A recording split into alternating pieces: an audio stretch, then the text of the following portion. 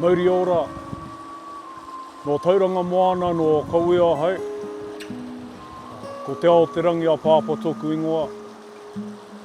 Ko hau te mōkai o tae te Taiao, mā Mangapiko, mā i Maungatautari, ki Pirongia te aroaro o Kahu, ahu ake.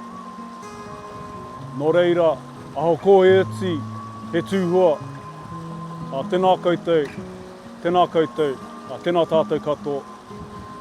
Kia ora, my name is Te Rangi a Pāpa, and I am the Mātauranga Māori facilitator for Taiao ecological corridor.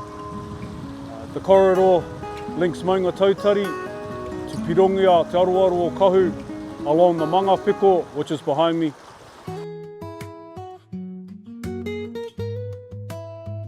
My name is Bill Garland. Sue and I have been farming here since 1969, but my grandfather bought this block of land and named it Rahiri back in the 1940s, and he paid £1 an acre from the Waihi Gold Mining Company. We farm 430 hectares, and it's a sheep and beef property, about 50% sheep and 50% cattle. The goal is to create stepping stones of habitat for our manu to be able to fly from Maungatautari along the corridor to Pirongia, and from Pirongia to Maungatautari, increasing the biodiversity on farms and in the community where we have Te Awamutu Township as the heart of the corridor. So conservation has been part of our lives really, because we've got the manga in behind us, and growing up as kids we used to spend a lot of time in the bush and playing in the stream. My position is to work with the tangata whenua within the corridor. That includes Ngāti Apukura, Ngāti Hikairo, Ngāti Koroki Kaukura and Pūrekireki Marae, who are all included in our governance group. That includes our local councils and also the local farmers within the corridor. And we've had two very big projects on our boundary. One, of course, is the fencing off of Maungatautari with a pest-proof fence, and I was involved in that from day dot.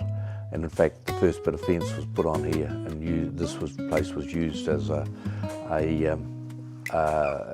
example of what could be done. And then, of course, more latterly, the linking between Maungatautari and Pirongia along the Mangapiko stream. So we've had two wonderful projects right on our doorstep.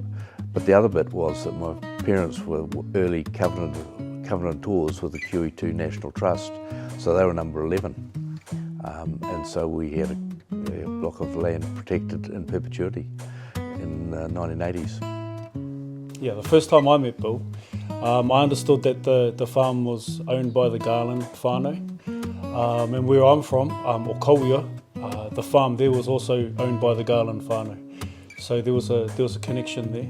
I understood a bit of history on the western slopes of Maungatautari, that one of our tupuna called Tamapango, he existed on the western slopes of Maungatautari. And in Kauia we've got our pā, or our marae there, and it's named after our tupuna Tamapango. As a Mātauranga Māori facilitator, it's my responsibility to take those pūrākau and kōrero from the local tangata whenua and incorporate them with the farm management plans and also the council policies to increase the biodiversity within the corridor. So when I had the opportunity to meet Bill, I really found interest in the whenua here, to be able to recognise some of the parasites that are on the ridges. And then when I got to actually speak to Bill about the toki and the adzes found on his farm, it started to resonate with me and my understanding of my whakapapa. But also to be able to feel the mauri and the aroha that the Garland whānau have for the whenua here as stewards and kaitiaki of the whenua. The challenge was, how do you record all this stuff? Because we're not going to be here forever. But the other bit of it is, how do you record it so that someone coming in and auditing your farming system understands that you've got a record of all the things, the provenance side of it, the environmental side of it. And the way we've done it is through our farm plan. So our farm plan talks about protecting sensitive areas, it talks about special biodiversity sites, but it also talks about the provenance of Maori history. So we've recorded those sites by way of naming the paddocks after sites that we know on those paddocks, such as a settlement site, Te Kahu, or an eel weir, we call it paddock weir, and Pahapi, another paddock that we've named. But we've even gone further than that. What we've done is we've recorded those names in our covenants. So we've got 7 QE2 covenants that are registered on the title in perpetuity, and those names are given to those covenants. So that we're making sure that the history that we had the opportunity to learn, simply because we're here when we broke in the land, is carried on to the next generation.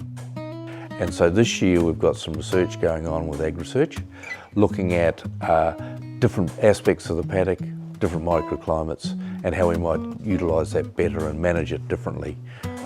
And I think looking forward is that farms will become a mosaic of different land uses as it was several hundred years back. Further on, discussions with some of the iwi and kaumātua explained to me that the term mana whenua talks about the people that are stewards of the land and actually hold that mana of the whenua to take care of it and that responsibility. So in that terms, we recognise Bill, Garland and their whānau as mana whenua here on the western slopes of Maungatautari at Rahiri Farm.